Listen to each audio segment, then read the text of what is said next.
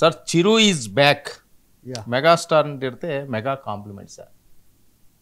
Yeah ఇది నిజంగా అంటే చిరంజీవి వచ్చారు గత 3 రోజుల నుంచి మేము అందరం అవును. చిరంజీవి గురించే మాట్లాడుతున్నాము. ఆయన పుచ్చిక పుల్ల కింద తీసేసాడు. ఏది ఆయన స్పందన అది ఇది అడిగితే విమానాశ్రయంలో చెప్పేదేముంది, చెప్పాల్సింది చెప్పేసాను అన్నాడు అంతే. So I don't care this people and this comments అనేది చెప్పకుండానే చిరంజీవి చెప్పారు. తన లేఖ ద్వారానేమో అప్పుడు ఎప్పుడూ లేనంత స్పష్టమైనటువంటి క్లారిటీతో మొహం పగలగొట్టేటట్టుగా అప్పుడు జవాబు ఇచ్చాడు. మీ సినిమాలకు కూడా మేలు జరిగింది, మీరు అడిగితేనే వచ్చాను,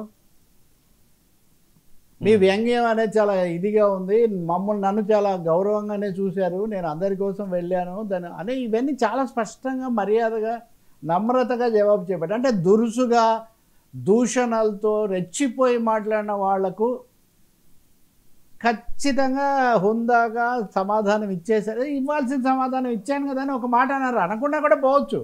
అంటే దాంట్లో కూడా ఒక ఆన్సర్ ఉంది. ఆయన సైలెన్స్ స్పీక్స్ వాల్యూమ్స్ అంటారు కదా, మౌనం విస్ఫోటనం లాంటి శక్తి కలిగి ఉంటుంది.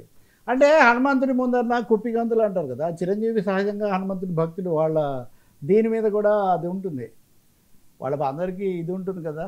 కాబట్టి హనుమంతుడి ముందర కుప్పిగంతులాగా ఇవన్నీ నాకేం కావు, నాకేం తాకవు అని చెప్పేసి ఆయన వెళ్ళిపోయాడు. మళ్ళీ రేపు పొద్దున ఏదైనా సభలో ఎక్కడైనా సందర్భంలో చిన్న వివరణ ఇస్తారేమో తెలియదు, కానీ ఒక అధ్యాయానికి చిరంజీవి తన వైపు నాకేం లేదు, ఇంకా మీరేమన్నా కొట్టుకోండి, మీరేమన్నా అనుకోండి అని. So that is Chiranjeevi is back with his mega power, mega image and gentlemen like character.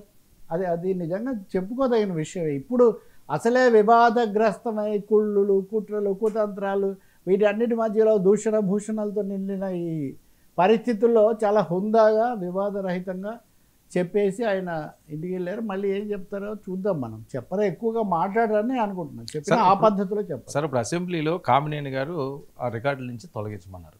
So Balakrishna దగ్గర నుంచి ఎటువంటిది కూడా రాకపోవడాన్ని ఎలా చూడాలి? దీని మీద చంద్రబాబు నాయుడు గారు మాట్లాడలేదు, లోకేష్ సార్ ఇవన్నీ బాలకృష్ణని కాపాడడానికే కదా సార్. అప్పుడు రాజశేఖర రెడ్డి గారు కాపాడితే ఇప్పుడు బాబు గారు, వియంకులు, చంద్రబాబు నాయుడు గారు కాపాడుతున్నారు. ఇప్పుడు పైగా ఆఖరికి కామినేని శ్రీనివాస్ కూడా కాపాడుతున్నారు. ఎందుకంటే కామినేని శ్రీనివాస్ అన్నయ్య ఎందుకు అన్నారు అని ఆయనకేం కోపం రాలా. నా మాటలు అపార్థం కలిగించాయి, ఎవరికి ఏ విషయంలో అపార్థం కలిగించాయి? జగన్ విషయంలో అపార్థం కలిగించాయా? చిరంజీవి విషయంలో అపార్థం కలిగించాయా? కందుల దుర్గేష్ విషయంలో అపార్థం కలిగించాయా? కూటమి ప్రభుత్వం విషయంలో కలిగించాయా? ఏం చెప్పలేదే. మీ విషయంలో కలిగించాయా? మీకేం కోపం లేదా? బాలయ్య మాట్లాడినవన్నీ మీకు ఓకే శాంక్షన్, భలే మాట్లాడాడు బాలయ్య అని మీరు ఆనందపడిపోతున్నారా? రెండోది, నేనేదో మాట్లాడితే బాలయ్య అపార్థం చేసుకున్నాడని బాలయ్య మీద కదా కోపం రావాలి. నేను బాలయ్యని సపోర్ట్ చేసి ఇంకెవరినో జగన్ తిడదామని నేను వస్తే బాలయ్య అపార్థం చేసుకున్నాడు సార్ అంటే అదొక విధంగా ఉండేది. సో నా మాటలు అపార్థం కలిగించాయి, తొలగించండి అని నేను ఒకే ఒక్క వాక్యం చెప్పడం, వెంటనే చైర్ కూడా ఓకే అన్నట్టుగా మామూలుగా తొలగించండి అంటే ఎందుకు తొలగించాలి, రీజనింగ్ ఏదో ఒక మాట అడుగుతారు. మామూలుగా నా మాటలు తొలగించమని నేనే చెప్పడం అంటే నేనే తప్పు మాట్లాడానని ఒప్పుకోవడం కదా. అంటే ఈయన తప్పు కాదు, బాలయ్య తప్పు కాదు, విషయాలు తప్పు కాదు. అంటే అదే నేను మొన్న అన్న, గజం మిథ్య, పలాయనం మిథ్య, కామినేని మిథ్య, బాలయ్య మిథ్య, శాసనసభ మిథ్య, చిరంజీవిని తిట్టడం మిథ్య, అంతా గప్ చిప్. చాలా విచిత్రమైన పరిష్కారం. ఇప్పుడు రేపొద్దున ఎవరైనా మాటలు తొలగించాం కదా, అవి గదైతే ఖండిస్తున్నా కదా అంటుంటాడు ఆ సినిమాలో కోట శ్రీనివాసరావు, పాపం లేరు కానీ గదైతే ఖండిస్తున్నా కదా, ఇంకేం మాట్లాడు ఆ టాపిక్ మీద. కాబట్టి ఇదొక తీవ్రమైన విషయమే జరిగింది. చాలా హుందాగా పెద్దరికంగా సర్దుకొని అలా జరిగి ఉండకూడదు అని కూటమిలో ముఖ్యమంత్రి, ఉప ముఖ్యమంత్రి, పార్టీ అధ్యక్షుడు, సభాపతితో ఎవరో ఒక్క మాట అని ఉంటే చాలా గౌరవం మిగిలి ఉండేది. కానీ గౌరవం వాళ్ళు మిగిల్చుకోదలుచుకోలేదు. నైస్ అన్న కృష్ణరాజు గారు కూడా, ఆయన కూడా పెద్దరికంగా అని చాలా జాగ్రత్తగా మాట్లాడుతుంటారు కదా, ఎదుటి వాళ్ళని బాగా ఫిక్స్ చేస్తారు. మరి నైస్ అన్నారు, నైస్ కాదు, నేను కూడా అంటే రఘురామకృష్ణరాజు కూడా అపార్థం చేసుకున్నారు. బహుశా దానికోసమే కామినేని ఇలా అన్నారేమో మనకు తెలియదు, ఏదైనా తొలగిస్తున్నారు. దానికంటే మీరు అడిగిన రెండో ప్రశ్న ఉంది కదా, నిన్న పవన్ కళ్యాణ్ ఉప ముఖ్యమంత్రి, మెగా బ్రదర్, ఓజీ ఆయన మెగా కాంప్లిమెంట్స్ ఇచ్చారు చంద్రబాబు నాయుడు గారికి. Mega compliments. మెగా కాంప్లిమెంట్స్ ఎందుకంట, మెగా డిఎస్సి బాగా పూర్తి చేసినందుకు కాంప్లిమెంట్స్ అంట. మెగాస్టార్ను తిట్టిన దానికి మాకు ఏమంటాడా పవన్ కళ్యాణ్ అని అందరూ ఎదురు చూస్తుంటే కనీసం విచారము ఇలాంటివి జరగకూడదని కూడా అనకుండా మెగా కాంప్లిమెంట్స్ ఇచ్చి మరీ పంపించారంటే కలియుగంలో ఇలాంటివన్నీ జరుగుతాయని వెనకటికి వీరబ్రహ్మేంద్ర స్వామి ఎప్పుడో చెప్పే ఉన్నాడు. వాస్తవానికి నిజంగా రాజకీయాలు చేయొచ్చు, సర్దుబాటు చేసుకోవచ్చు. కొంతమంది నాలాంటి వాళ్ళ దగ్గర కింద కామెంట్ పెడుతున్నాను. నేను ఒక్క పొరపాటు మాట కూడా మాట్లాడలేదు. Only thing is it needs a reaction, it needs a response, it needs a correction, it needs an readjustment. అవేం చేయకపోగా మెగా కాంప్లిమెంట్స్, మెగాస్టార్ను తిట్టిన సందర్భంలో మెగా కాంప్లిమెంట్స్ ఇవ్వడం ద్వారా పవర్ స్టార్ ఏమి సంకేతాలు ఇస్తున్నారు అన్నదైతే ఆలోచించాల్సిన విషయం. మెగా డిఎస్సి గురించి మెచ్చుకోండి, లేకపోతే ఆటో కార్మికులకు సంక్షేమ చర్యల గురించి మీరు మెచ్చుకోండి, కానీ మెచ్చుకునే ముందు నొచ్చుకున్నారా లేదా? చిరంజీవి గురించి నేను నొచ్చుకున్నానన్న ఒక మాట మీ నోట్లో నుంచి వచ్చి ఉంటే జన సైనికులు నొచ్చుకోకుండా ఉండేవాళ్ళు. ఇప్పుడు జన సైనికులు అక్కడికి వెళ్ళిన తర్వాత ఆయన సెటరైట్ చేస్తాడు, అక్కడ విశ్వరూపం చూపిస్తాడు, ఇవన్నీ పెట్టారు, అవేమీ జరగలేదు. కాబట్టి పవన్ తీరు మీద తప్పకుండా జన సైనికులు అయితే షాక్ అయ్యారు. ఇంకోటి కూడా అంటున్నారు కొంతమంది, మేము బాగుంటే మీకేమండి, మీరు మా మధ్య తగాదాలు పెట్టాలని చూస్తున్నారా? సార్, రాజకీయాల్లో పద్ధతులు పాటించాలన్నది మేము సర్దుకుంటాము, రోడ్డు మీద పొడుచుకుంటాము, లేకపోతే ఇంకోటి చేసుకుంటాము, తిట్టుకుంటాము. మీరే తిట్టుకోలేదు సార్. మీరు ఒక ముఖ్యమంత్రి, అప్పటి ఒక ముఖ్యమంత్రిని తిట్టారు, సినిమా పరిశ్రమను తిట్టారు, 2 సామాజిక తరగతులు లేదా కులాలకు సంబంధించిన అపార్థాలకు కూడా కొంచెం అవకాశం ఇచ్చారు. రాజకీయాల్లో లేనిపోని ఒక మొత్తం అంశాలు పీపీపీ పోయింది, మెడికల్ కాలేజీలు పోయాయి, చాలా అంశాలు పోయి దీని చుట్టే జరిగే పరిస్థితి తెచ్చారు. వీటిని ఏం కరెక్ట్ చేసుకోలేదే. కాబట్టి చాలా ఇలాంటి పరిస్థితి అయితే ఎప్పుడు వచ్చి ఉండదు. ఇంత తీవ్రమైన సమయంలో కూడా నిశ్శబ్దం ద్వారా మాట్లాడగలిగిన స్థితిలో లేనంటే అసహాయతలో ఉన్నాము. ఒక అసహాయతలో ఉన్నారా, నిస్సహాయతలో ఉన్నారా, లేదా మాట్లాడొద్దని వాళ్ళు ఎవరన్నా కట్టడి చేశారా? తెలియదు మనకు. ఆయనేమో అపార్థం అన్నాడు, ఈయనేం మాట్లాడలేదు. మళ్ళీ మీరు ఇంకోటి కూడా దీనికి కొసమెరుపు కలపాలి. బాలయ్య బాబు నిన్న విజయవాడ ఉత్సవంలో మాట్లాడుతూ మా బావ చాలా ఇది ఆయన విజన్, అవన్నీ మళ్ళీ అన్ని విజన్లలో ఈ చిన్న సర్దుబాటు విజన్. మరి ఇంకొకరు ఎవరైనా మాట్లాడితే సోషల్ మీడియాలో ఎవరైనా అంటేనే మనం చాలా తీవ్ర చర్యలు తీసుకున్నాం కదా. అటువంటిది బాధ్యత కలిగిన 3 సార్లు శాసనసభ్యుడు, అగ్ర కథానాయకుడు, చాలా పాలక కుటుంబంలో ప్రముఖుడు, ఆయన మాట్లాడిన దాని మీద ఎందుకు సార్ చేసుకోలేదు? నిజంగా ఇది సెండింగ్ ఏ బ్యాడ్ మెసేజ్, ఒక రాంగ్ మెసేజ్ అయితే ఇచ్చారు. అంత గప్ చిప్ అని. దీనికే ఇంకోటి కూడా ఉంది, నేను చివరిలో మనం బాలయ్య పాయింట్ అని. ఇప్పుడు వైసీపీ వాళ్ళు వచ్చి వాళ్ళు ఏమంటారు, అసలు మీరు ఇలా అంటారా, జగన్ అనకూడదు, నిజంగా సైకో కాదు ఇది అనడం చాలా పొరపాటు. దాన్ని మనం చాలాసార్లు చెప్పాం.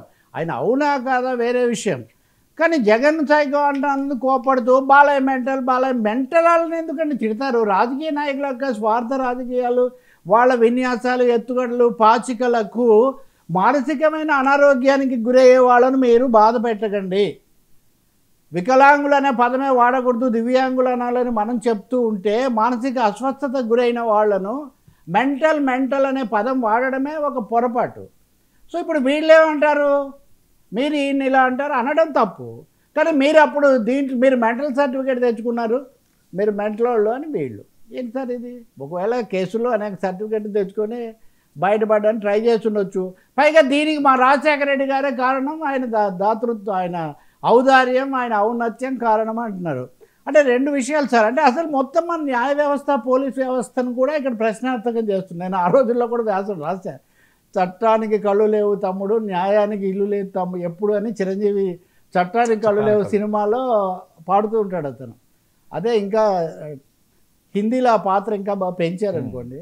కాబట్టి చట్టానికి నిజంగా కళ్ళు లేవా? నిన్న పేర్ని నానిని మాజీ మంత్రిని ఒక ప్రశ్న వేశారు. అంటే మీరు చెప్పేది ఏంటి సార్, చట్టం కింద అందరూ మీరు కలిసి సర్దుకుంటే చట్టం ఎక్కడికో పోతుందని మీరు చెప్తున్నారా? రాజశేఖర రెడ్డి ఇలాంటి వాళ్ళని వదిలేస్తారని అంటున్నారా అని ఆయన అంటే, పెన్నాని కూడా తెలివైన నాయకుడు కదా. మరి అయితే బీజేపీతో మంచిగా ఉంటే చాలా కేసులు వదిలేస్తున్నారు కదా, వద్దంటేనే సిబిఐ ఓకే అంటే వదిలేస్తున్నారు కదా. ఈ జాబితాలకు వాళ్ళు కూడా వస్తారు. ఇప్పుడు ఎలా ఉందంటే నా కంచెంలో ఇవి పొర్లుతున్నాయంటే మీ కంచెంలో అవి పొర్లుతున్నాయన్నట్టుగా తయారైంది టీడీపీ వైసీపీ పరిస్థితి. కాబట్టి అప్పుడు మేము అలా వదిలేసామంటే మీరు వదిలేశారు. ఇప్పుడు రాజశేఖర రెడ్డి బాలకృష్ణని కాపాడితే ఇంక చంద్రబాబు కాపాడడంలో పెద్ద ఆశ్చర్యం ఏముంటుంది ఇంకా. అంటే పాలక కుటుంబాలు, పాలక పార్టీలు, పెద్ద తలకాయలు, పెద్ద చేతుల పలహారం అని నడుస్తుంటుందని దీన్ని బట్టి అర్థమవుతుంది. బట్ ఇలా చేసి ఉండకూడదు. తప్పకుండా పవన్ కళ్యాణ్ అలాగే తెలుగుదేశం నాయకులు ఒకరిద్దరైనా ఇలా జరిగి ఉండకూడదు, మేము విచారిస్తున్నామని చెప్పు ఉండాల్సింది. గుట్టు చప్పుడు కాకుండా రికార్డుల నుంచి తొలగించడం అయితే పరిష్కారం కాదు. ఇంకా దీంట్లో మళ్ళీ జ్వరం వచ్చింది అంటే ఆ జ్వరం ఇప్పుడు తగ్గదు అని ఎవరో ఒక ఆమె వాళ్ళ ప్రతినిధి ఆమె ఒక ట్వీట్.